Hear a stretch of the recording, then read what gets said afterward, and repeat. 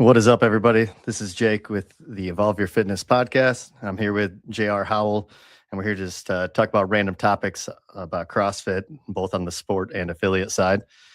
What's happening, JR?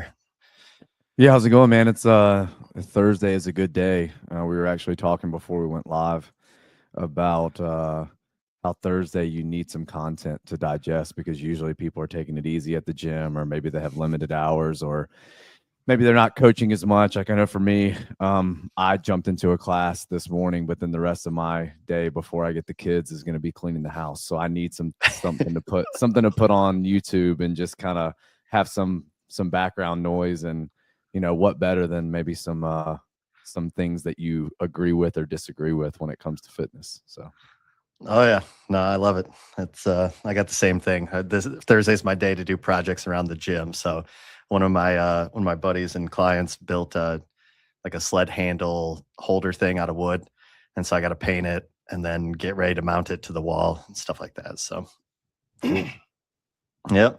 Well, you already worked out today. What was your workout today? So the workout was 5 sets, 4 minutes on, 2 minutes off, 500-meter run. We did everything on the air runner. It actually got pretty cold this morning. Some of the afternoon classes will probably be able to run outside if they want, but it was like mid-30s. So for us, it's pretty cold here. So it was 500-meter air runner, and then max distance on the rower with the remaining time in the 4-minute window. So just continual count, add the 5 sets together. The targets were like 2,500 meters for the males and 2K for the females. So it was good. Monday, Tuesday, and Wednesday, we don't have to get into all that, but Monday, Tuesday, and Wednesday were, I would call, a little bit more segmented in training, which I know is just blasphemous to even say. It's bench press and rope climb intervals. Pretty heavy, 225, 155. It was an AMRAP style. It was 2 minutes of rope climbs right into 1 minute of bench press into 1 minute of rest, 3 sets of that. And then Tuesday, the conditioning was biking, sandbag lunge, and plate push on the turf. So like a sled push for most people. So it was all upper body push and pull Monday, all lower body, a lot of single leg on Tuesday. And then yesterday was like a I go, you go, alternating full rounds of burpee box jump over, dumbbell thruster, and bar muscle up. So we kind of went back to a little bit more shoulder, a lot of pressing, 3 different presses. And then some legs too with the squatting and the jumping. I guess it was 105 burpee box jump overs, 75 that was only thrusters. That's only 2 presses. Yeah. I while I do put the bar muscle up in the pull category, depending on the movement combination, and like I know you have people that are really, really proficient at bar muscle ups. They're almost catching in a support position. There's a very little dip.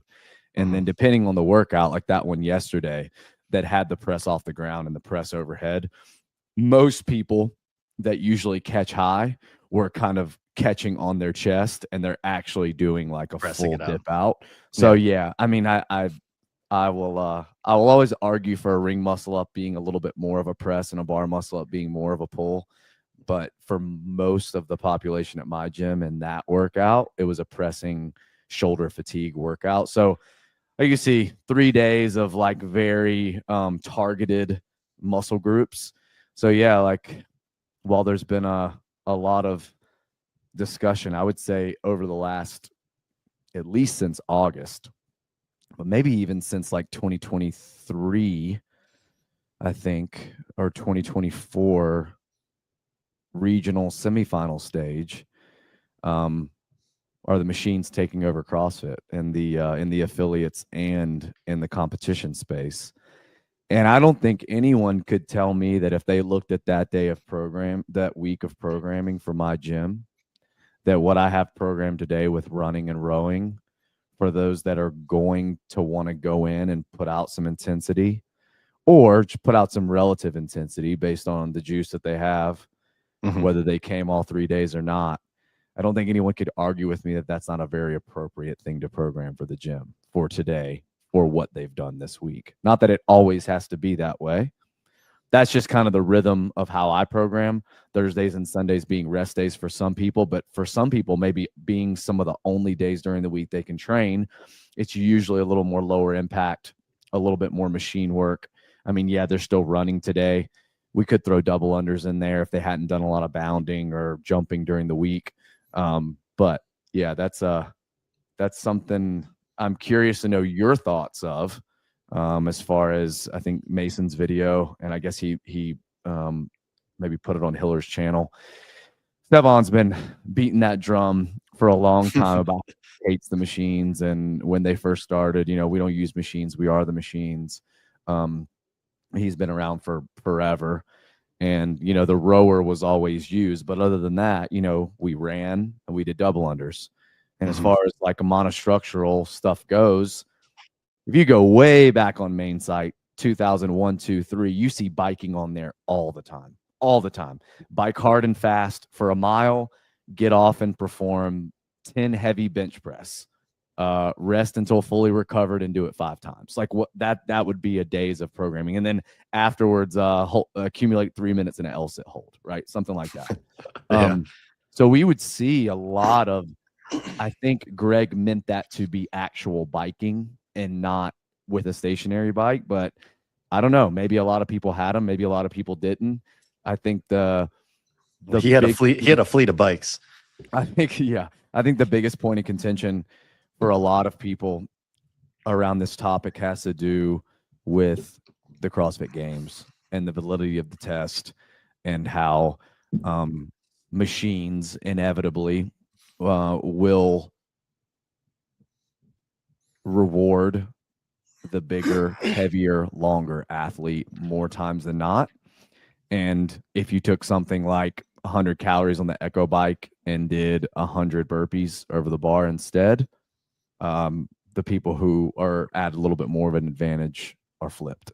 So that's I think it's important to separate the sport and the affiliate when we talk about this, because in my experience, especially last month doing Hero Month, having a barbell in their hands 4 to 5 days a week, or dumbbells, or having them on the rig inverted, and not having that variety of, hey, I want to get some intensity, I want to get a really, really good metabolic response, but I don't want to load the joints.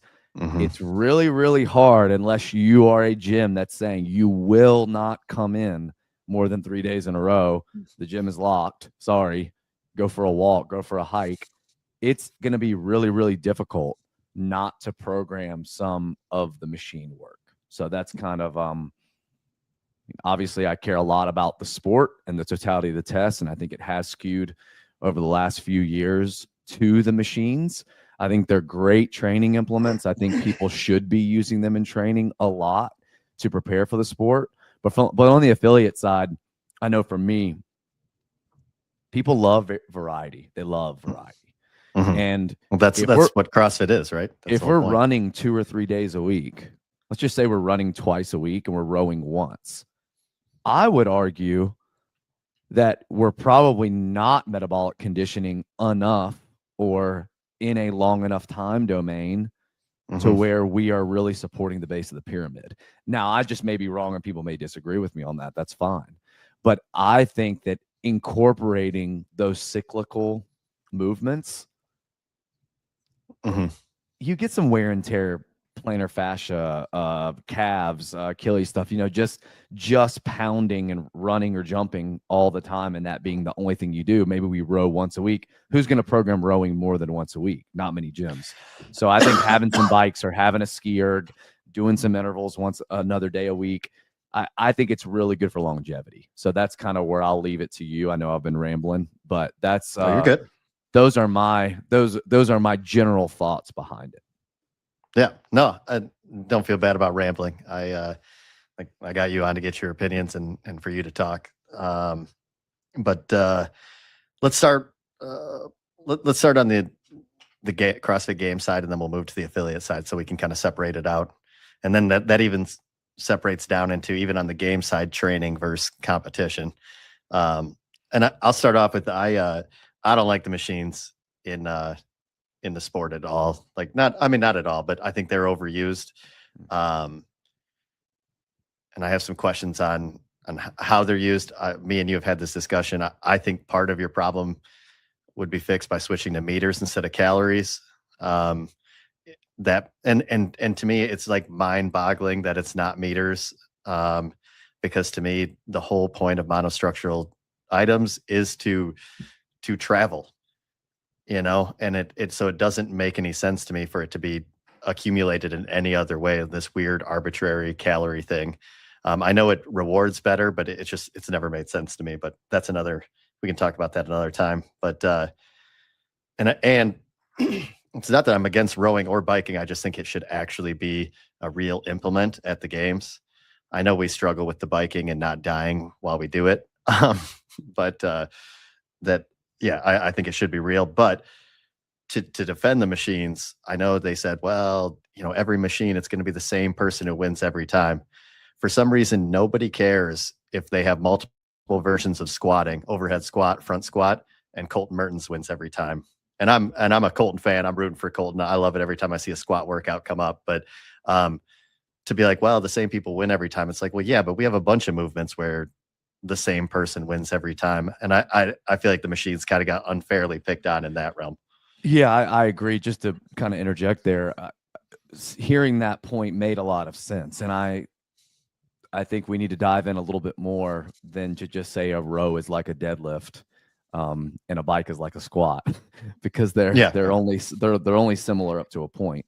But I agree with you that when we see a workout with 100 strict handstand push-ups in it, we can come pretty close in picking the top 5 of the workout, because we know that that's the crux. See a workout with 100 calories of a machine, and that's 4 minutes of the 8 minutes spin in the workout. We can probably predict who's also going to do well at that. I don't think there's anything wrong with that. I think the issue comes in when the totality of the test and the competition is swinging one way or the other. I think when it's a test, let's just take the CrossFit Games. What they've done up to that point, I think, is moot. So I do not think that the Open, the quarterfinals, and the semifinals, we are not looking at those 3 competitions and the CrossFit Games as a 4-competition test of fitness. Yeah, because the points don't transfer. We're doing a single elimination tournament the whole year, right? You perform, or you don't move on, and that's just how it is. So when we get to the games and we look at that on its own, it becomes an issue if we think it should be the most balanced test of fitness. I think there's always going to be small biases, always. I actually think that the programmer is really doing their job when year to year there are slight biases and you can't predict where it's going. For instance, in 2024, they didn't do Amanda 45. That's a big chunk of the test that wasn't tested. But even if you insert that into the programming, it was pretty aerobically biased. Fine. This past year, we would have expected it to be heavy power output biased or gymnastics biased. It was a little bit power output biased. Or maybe we can just say there wasn't a lot of relevant gymnastics. Maybe people would just make that point instead. Well, this year, if he swings way away and has a ton of body weight elements that are the separators in the workout, should all the people that analyze the sport not look at that 3-year block and say, well, I mean, is the whole whole point for it to be as balanced as possible every single year with no biases? Or is the point supposed to be, are they prepared? And if they're prepared, then every year is going to have its own flavor. I mean, I think if you look back at the games, every year does kind of have its own flavor, but the more events you have, the easier it is to make it balanced. So the CrossFit Games is typically the competition that has more events than any other competition. I think because of that, all the people that critique it expect it to be almost as balanced as humanly possible, because you're not trying to do it in 3, 4, or 6 events. Yeah, well, and if you see somebody win that you didn't want to win, you're gonna find a reason for why they won, Sure, right? sure. Yeah. It's human nature.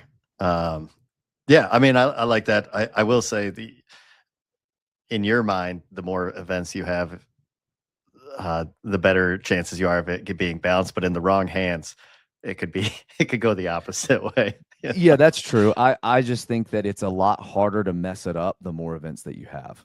Yeah. You know, Well, if as you long as you have start 10 changing events, movements. if you have 10 events and you're like, okay, cool, I'll make 2 of them 20 plus minutes, and then I'll make 2 of them 5 minus minutes, and then I've got 6 of just like 6 to 15, 16, 17, 18 minutes. I'm cool. I can't really go wrong with time domains. All right, now I probably need to make sure that a couple of them are heavy. I need to make sure that 2 or 3 of them skew to the body weight, and then I need to make sure that it's just fitness for some of that. I just think that the more you have, it's really, really easy to get it Yeah. right.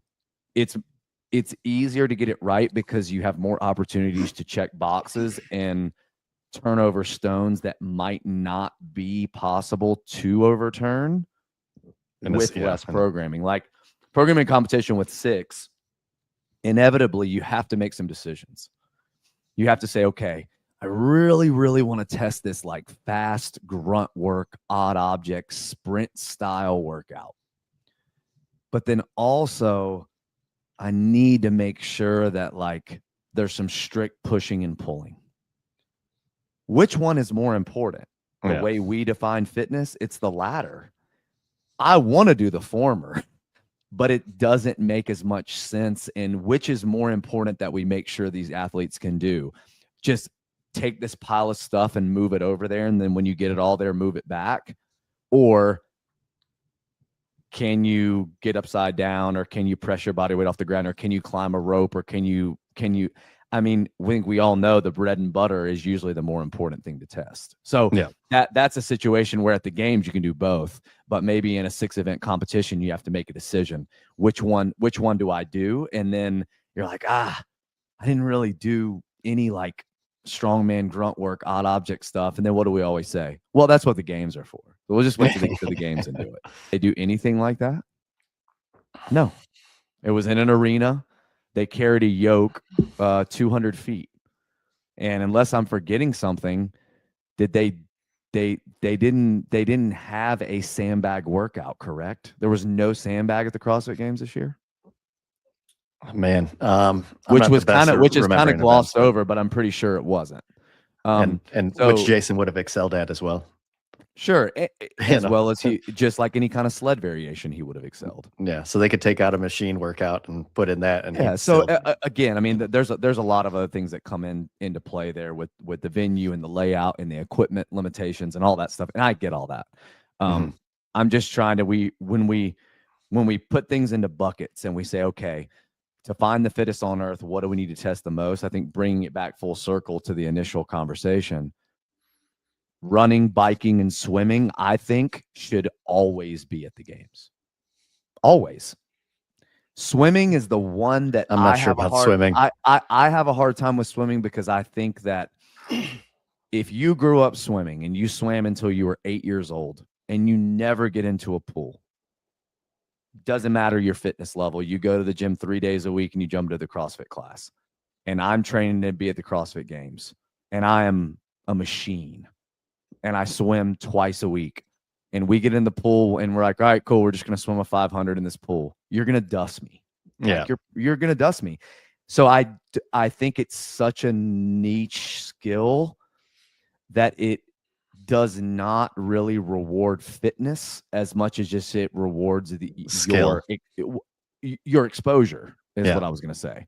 It would be like if every year they did a rock climbing wall, the person who had some climbing experience wouldn't have to ever do it, but then they just beat everybody every single year, no matter how good people get. Is that a great?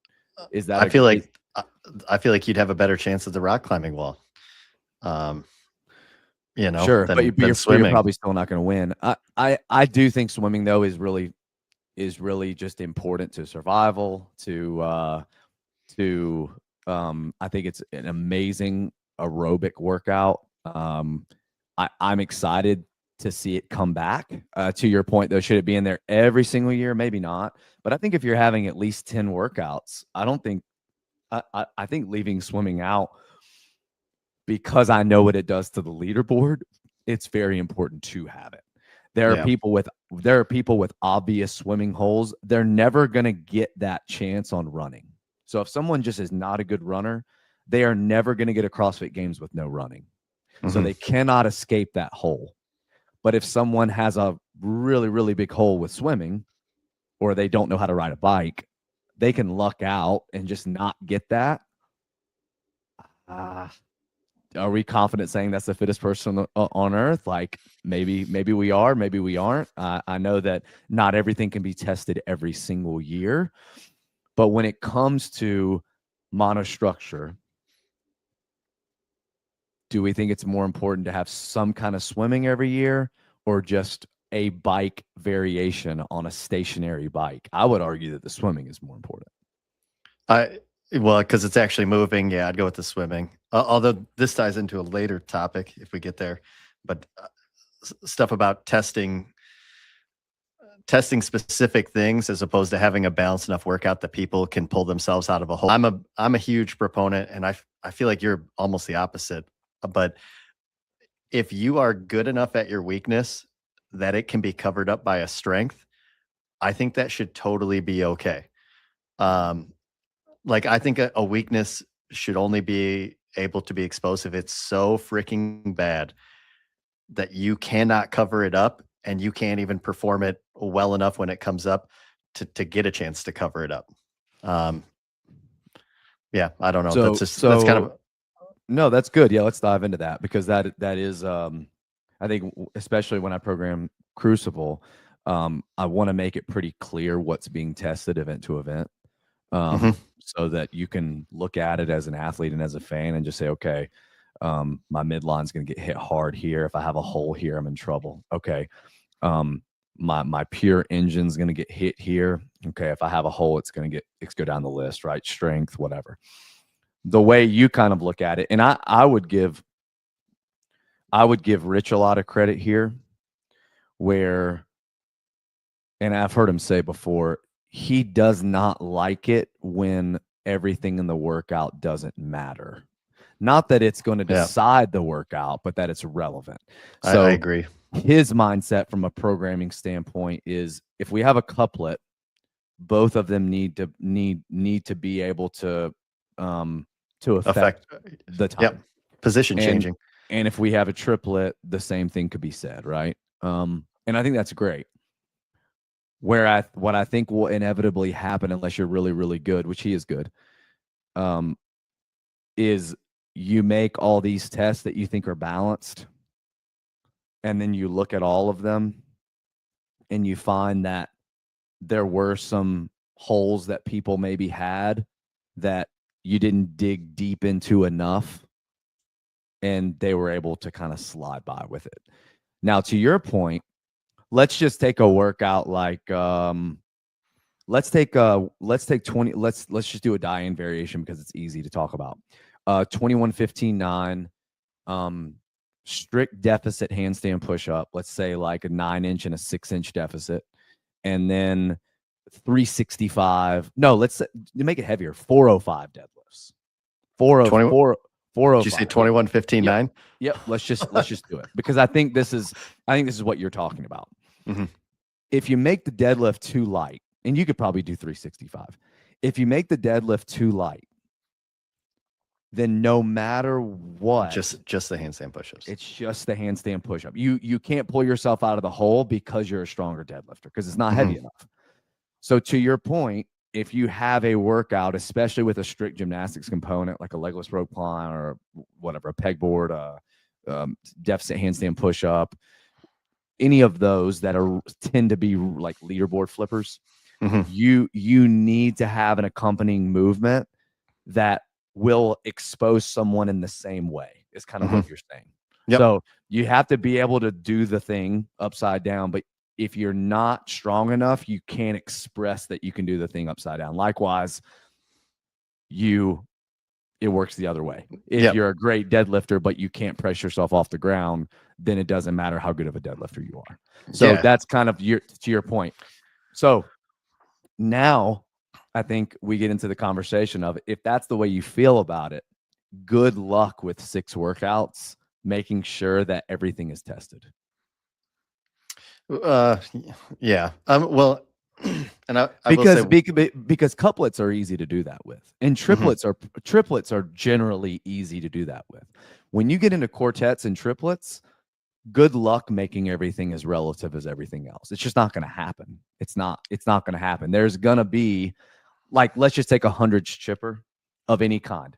Um, let's do something like Angie. Let's do 100 chest to bar, 100 handstand push up kipping, 100 GHD sit up, 100 dual kettlebell squats with like 35s and 26s. So pretty light squats. Mhm. Of those 4 movements, do you think they're all pretty relevant? I do. I think they're pretty relevant. Oh man, I don't know. The handstand push-ups, you can hit a block like any other movement. Um, like squat. Kipping though? Yeah, yeah. Once your shoulders go and you lose that lockout, I mean, right? Or maybe it's just I'm not great at Well, handstand yeah, push-ups. and doing them after the chest to bar maybe. So okay, Yeah, so you see that workout and you see the that could be handstand a push-up. personal bias, though, too. Sure. I see that workout and I think um after the chest to bar, And after GHD is going to be rough. after the crunching, that the GHD is a sticking point. Hmm. And I think doing the squats after the GHD is just nasty on the legs. But if you're a good squatter, you can just kind of grind that out, right? Yeah. So there's a chipper where I think they all kind of matter. Like, Hmm. I think they're all kind of matter. But you have 100 reps of everything. What if the workout was 80, 60, 40, 20, and you change the loading and you do all that kind of stuff? Like, there's probably going to be a movement or two that are just like, everyone's going to be within 10 seconds on this. So really it's going to come down to this and this. Hmm. How do you feel about a workout like that? I think that's all right as long as it gets a chance to affect it. As And long as even there's not just one that matters. yes, and even everybody. I know this always gets people are like, oh, everybody's going to finish in 10 seconds. They say that about rowing, whatever, right? And that's why they love the calories. But it's not just finishing in 10 seconds. It's if me and Jason Hopper row next to each other. All right, I could probably finish within 10 seconds of him. We are going to feel definitely different getting off that machine. You know, Like it like a 1K to start a workout. so yeah, he's gonna get off and he's gonna be like laughing, whatever, and I'm gonna be dying.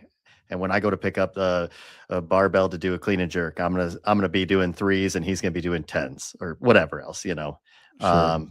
And so sometimes I don't look at the time as much as like, okay, but does it affect their ability to perform the rest of the workout too?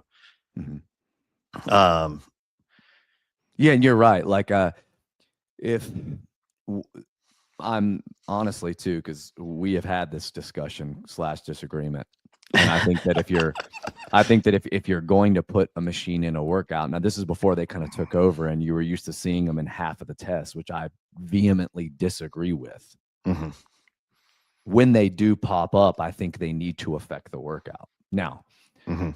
we can disagree, but I am coming to the side a little bit more of distance, Ooh, yes, over I've been fighting that fight for 2 years. over calorie, depending on the workout.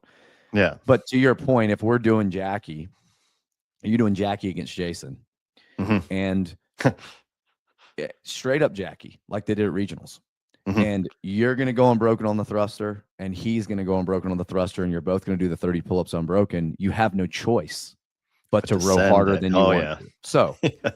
So you row a 145 and he rows a 145. He feels completely different coming Yeah, off of it. his cadence on that thruster is gonna be so much faster. Now, let's say you're doing Jackie Pro, but without the required pace. So you do 1K, you do 50 thruster at 95 and then 30 bar muscle up. The row means nothing now. If if you get off at 155, you still may feel the same as Jason feels at 145. So not only does he have a 20-second lead on you, he's also in a lot better he's in a lot better headspace. He's in a lot better feel coming into what we would say matters more in the workout.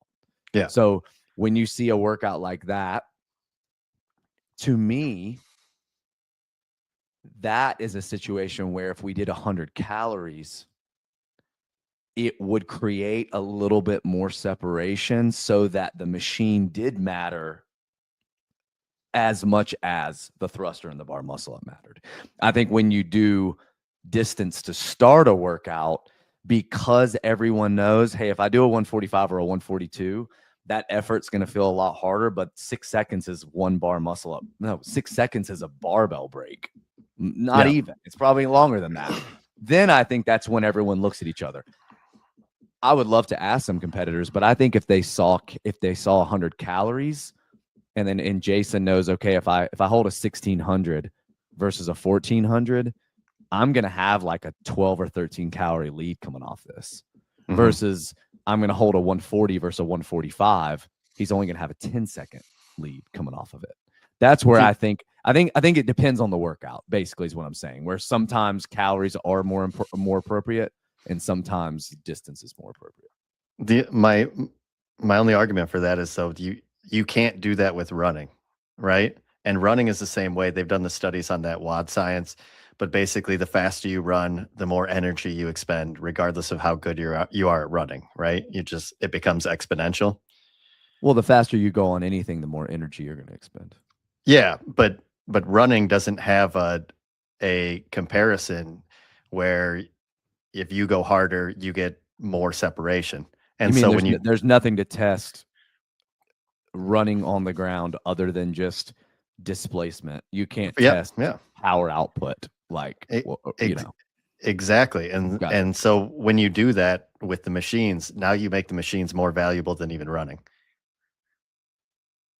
And I'd say running is the most important monostructural thing there is. Maybe the most important element of fitness in general. Yeah, point A to point B with your body, whether you're holding something or not holding something, I think is the most important for sure. Let's take the open. There's gonna be 3 workouts. We're not gonna count 2-parters. You know what you have to choose from as far as movements go. Weightlifting movements, body weight movements that they're probably going to do or not going to do, and monostructural. Open level, do you think there should always be some form of running? If what you just said, do you mean some form of shuttles? About it, whatever, about it being the most important part of fitness, do you think some form of running? I mean, they did it for online where they just said, hey, film basically integrity, right? Like, do I think they could do that for quarterfinals this year? Absolutely. For individuals, where they're like, hey, you're going to do 800-meter runs. Like, you're going to do Kelly or you're going to do Eva or whatever. One of those has 800. Jeez, that's bad. No, those are 800s, right? Or 400s? 800s. Kelly's a 400. Okay. We're like, hey, yeah, you're going to do them. And just, we trust you not to cheat. Do you think that in the open they need to do that? Or do you think that just needs to be it's like, well, we could just do double unders or rowing in the open. But then when we get to other stages, then we'll run. I mean, listen, we live in the Midwest. We can't run outside in March. And that's a whole nother problem with where I think the open is placed. I liked October more, but whatever. I think it should be in there. I think shuttles. I mean, shuttles suck. It's not real running to begin with. I have a hard time saying, yes, we should have shuttles every year in the open, but I think that it has definitely skewed our demographics not having running in the open.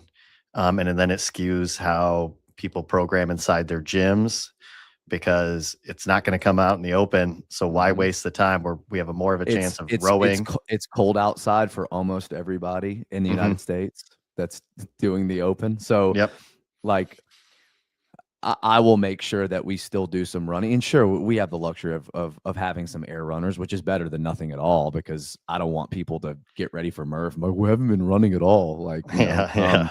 We got about a 1 month we lead up period. and I really like to program 50-foot shuttles. I know that's a space limitation for many people, and that's just not doable. Yeah, we're 36 at the most. But I think that doing 25-foot shuttle runs, to your point, in the colder months is better than not running at all, because you can do speed steps with a jump rope. You can do double unders, you can row, you can ski, and it's just not going to feel like running does. Yeah. We have let's see, how long is our rig? I think it's a 36-foot long rig. And as you're saying this, I think about how maybe this year I'll try to figure out doing laps around the rig occasionally, instead of just shuttle runs. So it's not always that back and forth. You can kind of keep the continuous momentum. It's just something that I think about, like, oh, we could do a little more running just by doing this alone. But this is interesting, because I put this down as a thing to talk to you about. But on the affiliate side, with the too many machines, I have a bunch of machines. I like them. I'm with you in that. I think they allow us to get into deeper time domains without beating people up too bad. And they add variety and stuff like that. But I have considered occasionally, when I like hate the fact that we don't run all winter, selling off half of my 8 bike ergs and getting some runners, 5 runners, so we can at least do partner variations where at least, we do class of 15. So 1 out of 3 people could be running, 2 other people could be doing something else, 2 different AMRAPs or something like that. Yeah. But I think right now on Assault, I want to say if you buy a runner, you get a rower free. I mean, you might just be able to sell the rower if you have Concept 2 or whatever, but you just want some runner. I mean, now is the time to get some runners. The only reason why we have so many is because during COVID, the new location, everybody was hurting, but the gym equipment people were not, because everybody was making their own home gyms.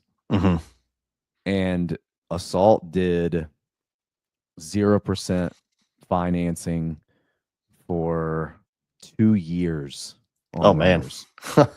And I don't do anything with credit cards. Like, my wife has one, and she's amazing with finances, and she keeps up with it. And she is like, if you're going to get runners ever for your gym, it needs to be now, because you're never going to be able to, first of all, you're never going to have $20K sitting around to just buy 6 or 7 of them. Back then they were $3,000. Now they're cheaper. And you're going to be able to pay them off and not get hit with that interest.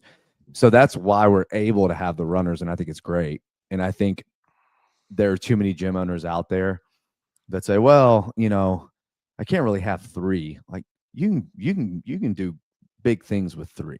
Yeah. Yes, it might be a little bit repetitive, where it's like, okay, you're going to go through this chipper, and the runner's going to be just somewhere in there, and we're going to waterfall heats every 5 minutes, and we're going to do intervals. Or it's like a fight gone bad style, where it's like, are you going to be 2 minutes of runner, 2 minutes of rower, 2 minutes of box jump step downs, and we're going to do 5 rounds of it. Whatever. Yeah, 2 minutes of rest. Yeah. But you can still, people would rather do that, 1, than running outside, and 2, than not running at all. I guarantee it. So I think that more people should look into that possibility. Getting into that video, and this is the point that a lot of people make. It's not all about just getting a good workout and getting a sweat and feeling like, no, it is about that. It is about that. It is about that if you own a gym. And what I mean by that is, I completely understand the point that's being made. Practicing your gymnastics, practicing your handstand holds, working on your overhead squat, working on your snatch, working all that stuff. Most people come into the gym because they want to look good, they want to feel good, and live a long time. Most of them are not going home and eating chicken breasts and broccoli and macadamia nuts. Most of them are not doing that. I'm not saying you have to eat paleo to say you're doing CrossFit. I think the nutrition is the foundation, and you should be educating your people on it, and you should be eating mostly whole foods and not eating enough to support excess body fat. I believe all of that to be true. I think that if you are so secure in your convictions and you have enough people following those convictions, aka members, that are okay with the machines are dumb and we're never going to like the only time we're ever going to program them is if we're doing Jackie or if we're doing Fight Gone Bad or if we're doing a simulator and it's something we do once every 6 months, whatever, and we're just going to run and we're not going to do any other machine work. Great. But I think you would probably find that people would come more often, would not be as beat up, would go harder in their workouts if you utilize them for a GPP type thing. At least that's my opinion on it. I agree. If they're not showing up, fine. if they're not showing up because they're too beat up, you can't make their overhead squat better, or their muscle up better, or whatever. They're too sore, right? So you got to be able to. They've got to be able to get in to do it. Yeah. And you know, it's interesting to me that a lot of people will argue about programming a 5K being lazy. It's like, I don't really know what to do. Everyone should be pretty beat up. I'll just program a 5K so no one will show up. And then I'll kind of get an easy day at the gym. People that show up will show up. Maybe someone will do it, someone won't. If you come and you do it, it's an awesome workout. Mm-hmm. Likewise, though, if you came in and saw that you were going to do 5x1K run and you were going to do that every 6 minutes, okay? You're going to do that every 6 minutes. So you're probably going to have about 2 minutes to rest. And you say, hey, you know what? During your rest, just do an L hang or an L hold for like 10 or 15 seconds, just during your rest at some point.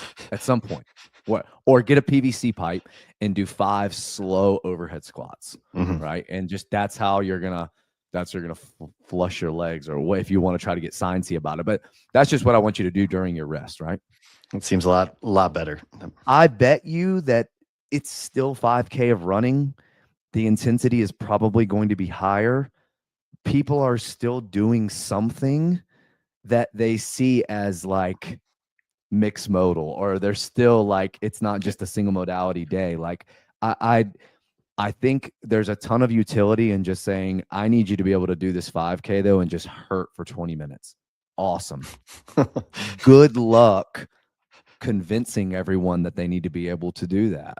Because while I do think it is your job as a gym owner to communicate the importance and the efficacy of the things that we do and that we make them do, and I think it's important that you do it yourself, you have to pick your battles. Are your battles as a gym owner going to be, give me your food log every week, and if you're eating ultra processed foods, you're not welcome here?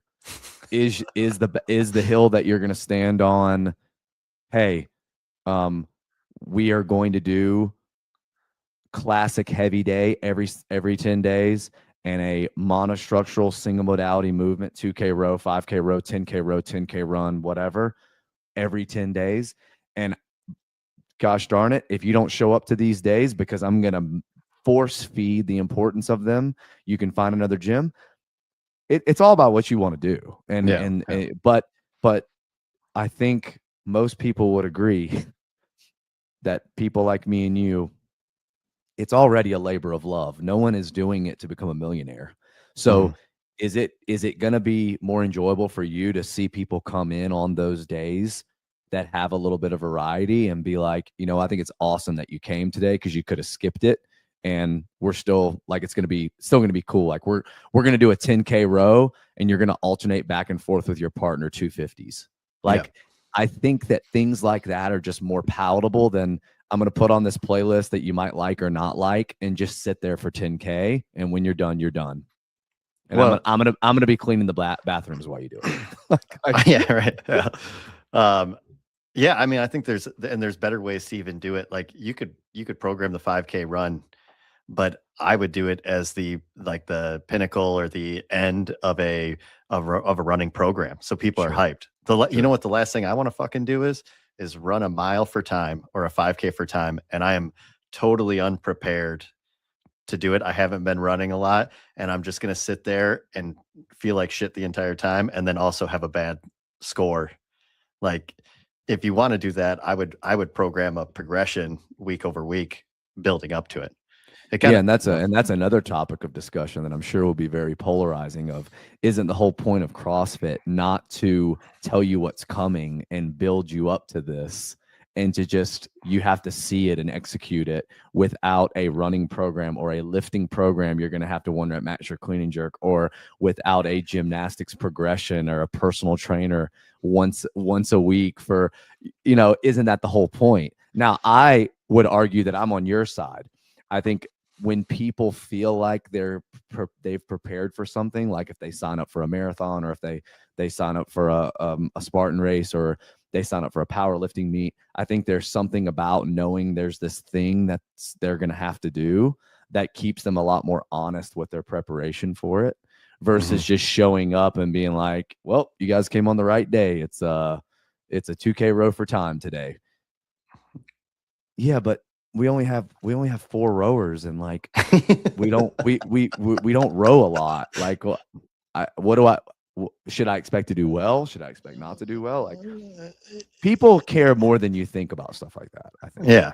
Yeah, well, I like the progressions too, because it gives people those that are diligent a chance to prepare, and they can see improvement time over time. And then me and you both feel the same about like all out intensity, in that it doesn't need to be brought all the time.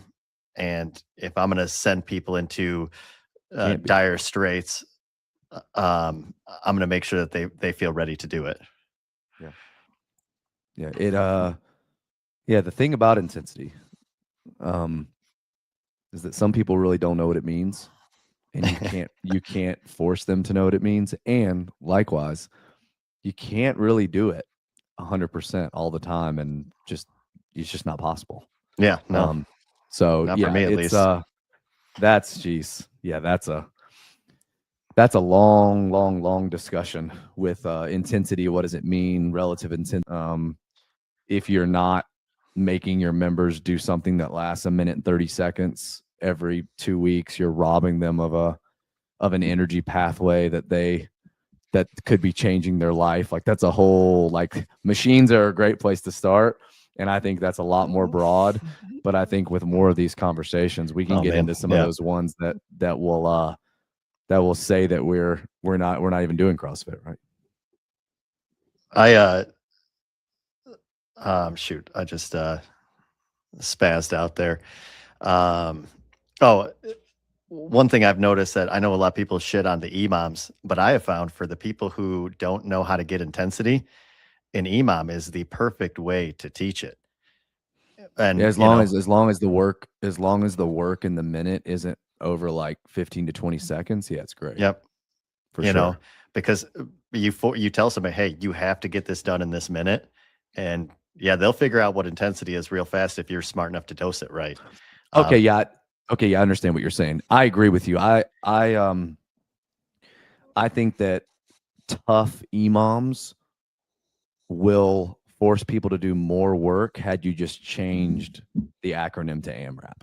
So if you have a 10-minute AMRAP of 1 round of Cindy and 200-meter run, that's the AMRAP. And mhm. you tell everybody, let's say it's 20 minutes, and you tell everyone, hey, your goal is to get 10 rounds of Cindy. Like, your goal is to get 10 rounds. Right. Yeah, So on 1 minute, you're basically doing 2,000 Cindy, meters. and on the other minute, you're doing your 200. Inevitably, though, because it's AMRAP and there isn't a set goal that you're trying to get, people will be okay with just getting 9. But Mhm. if you say, hey, on minute 1, you got to do 5, 10, 15, and on minute 2, you got to get the run done and get back in here, they will do it. And Mhm. I agree with you. I think that in a lot of ways, people will pull more out of themselves with that. Hey, all I got to do is just get this thing done in this minute. It's not very long. They It's get 10 to 15, 10 to digestible. 10 to 15 seconds to just like breathe for a second. Okay, time to go again. Versus Mhm. like, hey, just don't stop for 20 minutes. Some people just, you say, hey, just don't stop for 20 minutes. They're just like, well, I'll just get some water real quick. No big deal. Like it's going to be open. It's going to be over in 10 minutes anyway. You know, it's not, Yeah. there's not that time's ticking because it's not a every minute type situation. Oh yeah, for some days, even for myself, like I find that the EMOM keeps me honest. Whereas AMRAP, you know how that 3/4 of the way through, you're like, let it slide by 30 seconds, and oh, there goes my goal. Yep. Yeah. The You next, know, I know we're already after 12. Um, the next one of these we do, I think we should talk about work versus time priority when you're programming it, or when you're like the mindset that you approach those kind of workouts. And then we could also put in the EMOM, which is kind of a combination of both. But what's more mhm. important for Gen Pop? What's more important for competitors that are trying to get better at the sport? Which ones come up more often? We kind of already know that, but um, why do AMRAPs if it's always for time? Things like that. So. Yeah. Um, I'm trying to see if there's a topic that we could cover. What's your time that you got to get out? Really just I had put an hour on it, but if we got one more, I can do one more. Um, well, you know what? This is one that I just like love, and I think you're a good person to chat with it about. But I've been having like a little bit of an obsession thinking about this uh, every day. Sprinting, plyometrics, and lateral movements, and like I've been working this thought up in my head of having like a specialty class where it's like lifting and sprinting and plyometrics and just like athletic stuff. I personally feeling miss that feeling of being athletic and ready to go at any point. And Yeah. and I think it is missing a little bit in the CrossFit world. And how important do you think that is? And is it worth working into a regular class and setting a set, kind of like you set your Thursdays as like a long Sure. monostructural day? Could you just set it as a one day a week specialty class? But um, yeah, I don't know. I'm like fascinated with the idea. I love jumping. I love sprinting. Um, yeah, I don't know. Hit Yeah, me up with what this you think. before we moved to the new facility, we did this thing called Be More Athletic Fridays, and there's still some old videos that Rick will post every now and then, and he'll tag me in them. But essentially, it was just what we would think of now as like sprint intervals, but it was like 20 plate hops into Ali shuffle agility ladder into 5 basically bounding broad jumps over parallettes into put on a tire harness and sprint to the road. And then you would stop and rest, and Mhm. you would get to the back of the line, and you might do Oh that for man, 30 minutes. I So fucking it's love like, that. so people loved it. They loved it. And it was hard not to be too redundant every week because we were doing it once a week, and um getting creative with all that. We would do a lot of burpee get overs and some of the things that we already think of as a little bit more athletic. We would ski, but I would force slalom ski, so they would have to alternate arms doing it, just because I know coordination wise, it's kind of hard for them to do it. Just some Mhm. things like that. Um, over unders with like PVC pipes sticking out from the box. So you'd have like a box and then PVC pipes Oh yeah. sticking out to the side, and you would have to jump over one and then dive under the next one and jump over one and dive under the next one. People really loved it, and I'd like to bring it back. And this is going to sound awful of me as a father, but when the kids came along, I would spend 1 to 2 hours setting that up for the day for the next day. Oh yeah. So like I was in the gym all day. It didn't matter. Like I could just I could set up something cool for the next day, and we would use it for a warm up or whatever. And then all the classes use it, great, break it down at the end of the day. Mhm. But that was kind of one of those things that I was just like, we got to strip those. Like I cannot be up here. It's too I much. cannot justify doing this once a week where I should be at home helping. That being said, there'll come a time, and I could probably train my coaches. You probably know what it feels like, but there's some things that you just think you need to do because like they're not going to be able to do it right. That would Oh, be yeah. one of those things that like, it's not that I really enjoy it that much. It's just that I want it to be good and I don't want it. And honestly, it takes a lot of thought. And I really don't want to trouble them with like, hey, Friday morning coach, you know what's going to happen? I'm going to become the Friday morning coach. That's what's going to happen because they're going to be like, yeah, I'm good, man. I don't want to come in an hour early to set up this adult obstacle course. And but that is, I think it's great. I think your idea of making it a class is great. I think stuff like depth jumps and that kind of thing is really cool. I don't think that I would spend class time doing it unless it was hey, this is like a weightlifting class in the same light. It's specialty. So it's not going to be a Monday through Friday. This is the workout of the day. But we're going to do some single leg box jumps and we're going to do some things that you're talking about where you do a triple broad jump into a 50-meter sprint or something. And we're going to do bounding drills before, and we're going to prep your body to do that so that you don't tear something, right? I do think it's risky. In 10 years, we've had 3 ruptured Achilles. One of them was a gymnast who had torn both of them already. And she was doing lateral bounding box jump overs. It was at the old gym. So it was a long time ago. And she popped one of them again. And I felt terrible about it. And it was back when we all just used to bound box jump overs every week. So it's not like, and she was a gymnast. So she had plenty of exposure and compromised Achilles tendons anyway. One of them ruptured it just doing shuttle runs. It's kind of a freak thing. So she just went back and the heel just fully stretched and just let go. The other one was a hero workout that one of my coaches, I said, do not bound these box jumps. We don't ever bound them. I make you guys step down all the time. Just, I know you can go faster. Just don't do it. It's probably Morrison or something like that with like 150 of them. And he bounded them and he popped it. And I felt terrible, but I am to the point now with that movement. And a few people messaged me that Hiller had posted a video saying, hey, if you're not doing it or training your people to do it, like you're doing them a disservice. That's cool.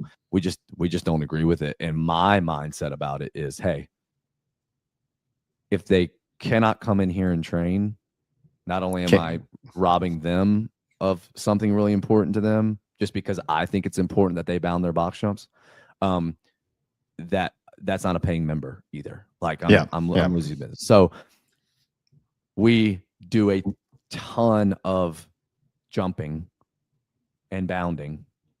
That's just one of those movements that at this point of the game, I think that unless you are trying to compete at the sport, it's not something that you need to do, the bounding box jump. It's not something you need to do to be really, really fit.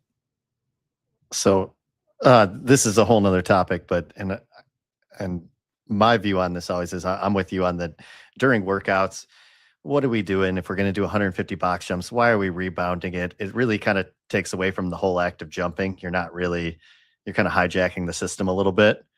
But I do think that there's a place in like a strength/skill setting where you could have those. And I think that's where we should be training them, but I don't think they have a place in 4-time workouts, stuff like that. It might mean that you're going to have to start with a 10-pound plate and just make sure you build everybody up. Same way that you'd build people up on GHDs before going hog wild on those too, though. Yep. but yeah, I don't like them in workouts. I don't think that I think even like, yeah, I just don't like them even at the games level. I think it's too risky because you're not even, um, It always happens. yeah, It always happens. It happened to Julie Fouché. It happened to Alethea Boone. It happened back in the days when everybody did them. hmm Like, it's part of the sport. Yes. Okay. If it's part of the sport, should it just be part of the affiliate that, hey, every once in a while, someone's just going to pop one? Sorry. Like, yeah, yes, and I can hear it now. Well, people get slap tears all the time. Well, people get hip issues all the time from squatting all the time. It's just something that happens when you train hard. Yeah, but those things can happen from a bunch of different things. hmm We are talking about a ruptured Achilles tendon happening from only one thing. You can just avoid that thing and not have to worry about an Achilles tendon rupture. yeah. So, yeah,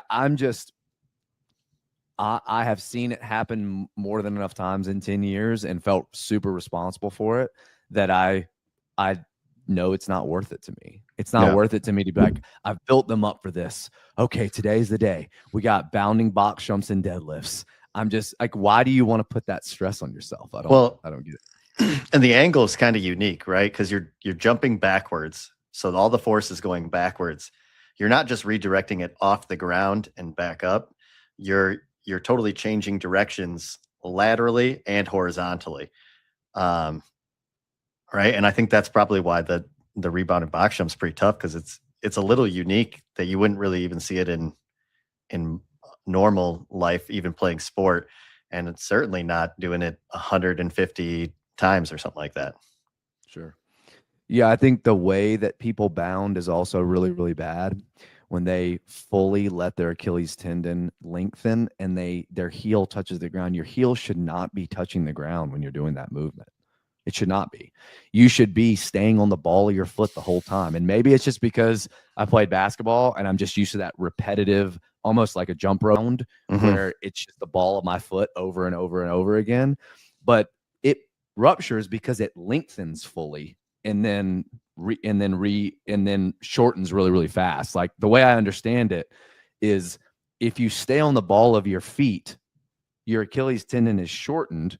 Therefore, it will not pop because it's hmm not stretched too far. Yeah, Is what I'm saying. yeah, it's You know, mostly concentric, not as much eccentric. when I watch people double under, though, a lot of people their foot is flat at one point of the movement.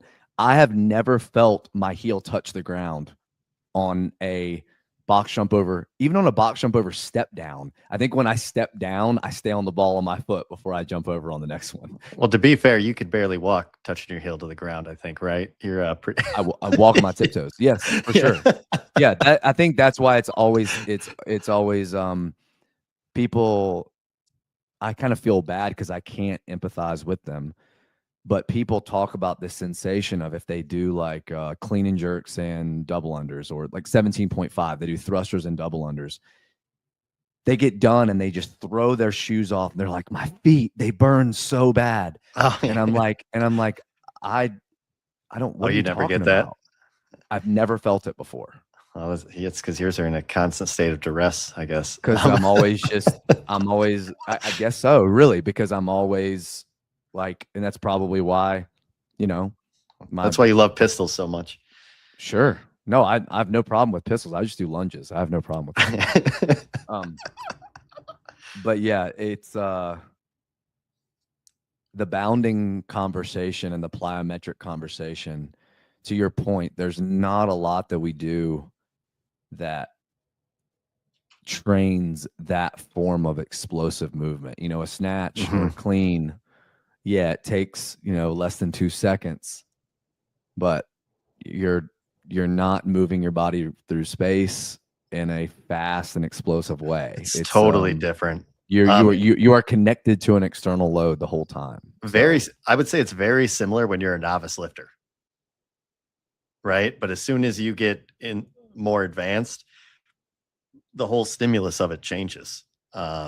yeah, you start to understand that how do I move my body around this weight? It's not how do I get this thing moving fast so that I can catch it. Like Yeah. it's like a different mindset that You mean you understand how to do it, which Yeah. is almost bad when it comes to being explosive, is that you just kind of understand it's more of a timing thing. Yeah. And then it becomes like third wave adaptations. I think me and you have talked about that before. No, but I mean, in just talking to you about this, I am going to figure out a way where I can bring that day back. Honestly, Thursday probably makes the most sense because today we ran and we rode, but it only took 30 minutes. And, the warm up was 10 or 15 minutes. And I mean, to me, I don't like a lot of dead time. Like, I like 15 minutes of dead time in the hour. You can tell everyone, hey, we got 15 minutes left in class. So if anything's bothering you from a week, grab a band, grab a foam roller.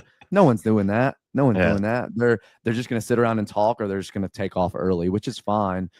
But I think I could do a athleticism, even if it's just a bunch of agility ladder work. That's great. Everyone gets a little sweat going, and then they're like, all right, I can run now. I'm good. Versus okay, do these Frankenstein walks, do these whatever, and it's cold, and it's like, I don't want to do this. Like, can we just start? And the first round will be my warm up on the runner. So yeah, to your point, I think I should bring that back, not only because I think it's important that as adults we can still move that way because we're not working out in a little 4x6 stall mat space, but also because it probably does prevent injury. We do these lateral shuffles. So like in basketball, you do basically a defensive slide where the rule is you cannot let your feet touch or you cannot cross your feet over. So you can't do like a grapevine or anything. You have to grab and slide, grab and slide, grab and slide, grab and slide, and then come back the other way. People's hips, people's glutes and hips would just be destroyed the next day. You would think they did 200 lunges because they're pushing off with whatever. I guess that's the abductor, adductor, one of the two. And they just never get that lateral movement. So it's like, and I talk to people as like, I'm playing a flag football tournament, kind of tweaked my hamstring. I'm just like, gosh, you shouldn't be tweaking your hamstring, but it's just, you don't ever all out sprint. Like or even 90% for that matter, Sure. Yeah. Yeah. So, I have dreams of doing the day where you come in and you start off doing like cleans, and then you might go to like a back squat. And then I found that this is really effective for myself. I mix in the plyometric drills with the sprints. So it like gets my heart rate up more. The problem with if I just do sprints, my heart rate comes down enough and I think I'm going easier than I really am. And the next thing I know, I'm like, oh fuck, my groin, So if you do like in between, dude, you're like Jello in the lower body. You shouldn't ever be tweaking anything. Man, well, my hamstrings apparently are the exception. Yeah, I don't know. It's knock on wood. My concrete ankles also, for some reason, have given me an extremely resilient lower back. Like, I think just because I have to fight to stay upright so much, so it just makes those muscles be really intact.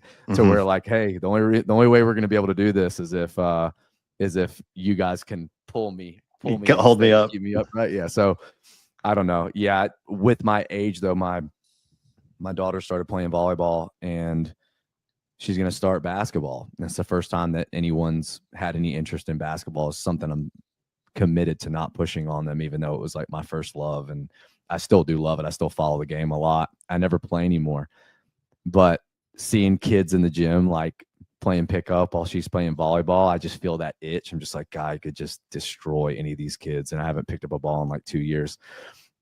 I got a ball the other day and I just went out and just like did some ball handling, just shot around, and was thinking to myself, if I like go to make a really quick move right now, I could tear something. Yeah. Because my body doesn't feel any different than it felt at 22. It does not feel any different. It's like I'm the same body weight.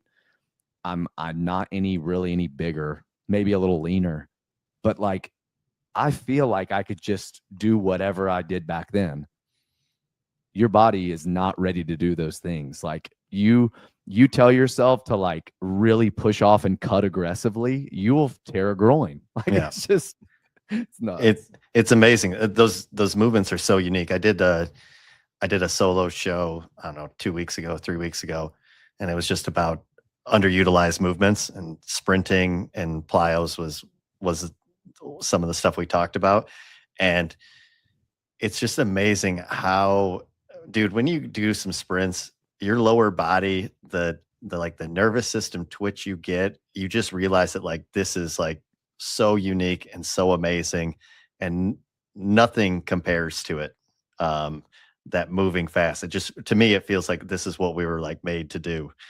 Um, and maybe that's just because I like it, Yeah, but and you got me talking. So now I'm probably gonna give something away for the year's future. But at the gym, at Crash, we basically have 60 feet of turf. mhm. And eventually at a crucible, I'm going to perform a suicide. Like you're going to do a suicide in a workout. So like you go Oh, first line back, second line back, third line back, fourth line back, fifth line back, sixth line back. It's not really ideal, like, but it is. There will be enough change in directions, and the standard would probably just be hand touches the red line that you're going to every time or whatever. But mhm, think about if you like did something like that with sandbag cleans and you just did like 5 rounds for time of 10 and one suicide. So the timing would be pretty similar. mhm. Just how nasty that would be in a like it would separate. People would get to the point where their backs would kind of blow up because they're not getting low and staying low. They're standing up and then they're just hinging. Like to your point, I think the shuttle run at 25 feet is just not something good for competition. I think if it's 50s, I think it can be okay if it really matters. But Yeah. I think like just that getting like the soccer field, old school CrossFit Games, like doing the shuttle where it gets longer and longer as you go, basically a suicide is awesome. Like I think that stuff's great. Yeah. Oh, yeah, and, uh, it tests a unique aspect of fitness. I mean, in my heyday, I was really fast. I, built a baseball game off of being nothing but fast, like, hit the ball to the third baseman, he can't get it to first base in time type fast, That's and awesome. but you throw out a shuttle run, I'm getting torched. I don't know why. I don't know if it's, like, long legs or whatever. I can't get my ass to change direction to save my fucking life. Um It's crazy too when you talk about like when you look at football players and I'll talk to some of the members in the gym that are like in their 30s and I was like I wasn't very fast. And it's the same people that are pretty good at lifting fast, but I was just I was really quick. I could really change directions and like break down and accelerate. And you see that carry over in the way people lift. Mhm. Like that are just super twitchy. Like they may not be really fast in a dead sprint, but if they have to do like a cone drill, they're crazy. They're Yeah. they're they're super. They're way faster than everyone in that little box of just side to side movement. Yeah, Yeah. I'd be interested in how many of them are, like, good at with, like a wide stance squat. Like I have to squat really narrow, just because I like don't have any hip strength, and I wonder if those people are really good like in their hips and strong sure. in their hips. Um, I'm a big proponent of it, but I've gone away from it. Obviously, during Hero Month, I didn't program them at all. But I really like a high box jump. Do you think mhm. that? Do you think that in a Metcon setting, that kind of still counts towards explosive plyometric? Like if you do a 36-inch, do you think that that's explosive enough or high enough for it to like be like a heavy power clean? Or do you think it has to be like 42 inches for it to start to really, you know what I mean? You know what I mean? I'm Yep, yep. I'm curious if the lack of programming high jumping, if that would kind of take the place of, even though it's not an arrested state and it's not a maximum effort, that if you did like 21 really high box jumps in a workout, that it wouldn't get that same feel as doing, depth jumps or broad jumps or whatever. So I mean, I think it would get the same feel and the same stimulus as it in the same way that like I know you like to do this and I like to do it too. Doing partner workouts, you add in really heavy weights, um, is to lifting fresh, right? It gets the job done. Does it do it as good? No, but it's still pretty good. And we've talked about this before, but it is a spot of fitness that we really don't test very much, that jumping ability. And I think it skews the bodies too big, because they don't test that as much. Um, Yeah, I you mean, know, dude, King for a Day, CrossFit Games programmer. I don't think that programming a max clean on program or getting 10 vertical testers out there in lanes and having everyone test their vertical. I think that someone like Guy wins both. Like I think that you can you one of the can only you, ones, though. you can use I think you can use a vertical leap. Of course, you're going to say someone like maybe like Colton. Maybe Colton can really jump though for his height because it's all relative. So let's say that like maybe he is. Maybe he's really Mhm. twitchy. I don't know. And then I think you see some of the other direction. Like I think someone like Pat is very athletic in the way we think of athleticism, but he maybe is not the best lifter in the world. Whatever. Mhm. I think in general, you could use a max jump as a max lift in a competition with a lot of tests. Mhm. I would love to see that. And it's never been I mean, they did the broad jump as like a 50.1 one year and no one Mhm. really got to watch it. I just think that jumping like you're saying for like a maximum output is something that and everybody would want to see that. Everyone Yeah. would want to know, hey, do any of these guys have a 40-inch vertical? Because that's what we think at the combine or the NBA combine or the whatever. Like everyone's like, how many times could they do 225 bench? What's their 40 and what's their vertical? Like that's Yeah. what people kind of want to know. Mhm. What if they did? What if they did this? And they'd have to have spotters out there. But the way that they did the sandbag clean event, Mm-hmm. and they just have a box, and you got to jump on the box, and it just gets higher and higher and And you just higher. have like a 1-inch pad. Yeah, yeah, something like that. You just You add know. an inch, and it's Mhm. just death by. Like whoever you rotate through, and if you So don't get it, you're out. Yep, starts off as 5 people, then it goes to 3, then it goes to 2 or something, you know? Yeah. Um, I think that would be awesome, spotters, because 'cause they'd have to catch the people falling off of it and whatever else, but, super digestible, you can totally see it getting higher. It's like it's a reverse limbo, Yeah. you know? Yeah. Um, And I think you could even instead of maybe having one spotlight, maybe you wait until the last 5, but you could have 2 lanes. So you could split the field in half and you could have mhm, all of them just kind of progress through. Okay, now Jason Hopper and Colton Mertens at 38 inches and they go and do it. And then, yeah, okay, now the next round you have Ricky Garrard and Justin Medeiros attempting 40 inches and they both go at the same time. So you have kind of 2 going. And then at the end, when you get down to 5, it's just one lane or whatever. So. yeah. Oh, yeah, well, I was thinking even just doing 5 people at a time to start with, and then, right, it just goes down Okay. more and Yeah. more, you know? But I always think about the downstream effects of everything. And I think you start testing stuff like that. And I think the athletes start looking different. They start looking more athletic because um, right now it pays off to have a little more mass on you a lot of times between the machines and all the heavy lifting. And you start programming those things in, and we start getting a little bit leaner, a little bit more um, probably body weights that a lot of people would rather sit at, to be perfectly honest. Um, Yeah. because it just feels better.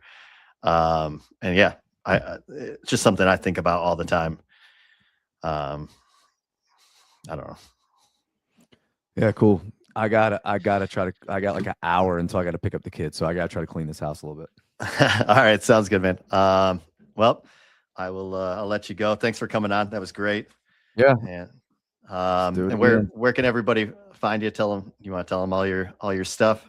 No, I mean CrossFit Crash Instagram page. I'm not crazy active on it, but I try to post some stuff, just stuff from the people working out and anything I get tagged in. WPTH programming is our affiliate programming for CrossFit Crash. It is not a competitive track. It is not um, a specialty program. It's just how I program for my gym. If you guys want to follow that, just go to wepreferthehate.com. That's all one word, wepreferthehate.com. Awesome. Well, thanks for listening, guys. Hopefully you enjoyed this, and we'll see you next week. And don't forget, more protein, less bullshit. Thanks. Bye.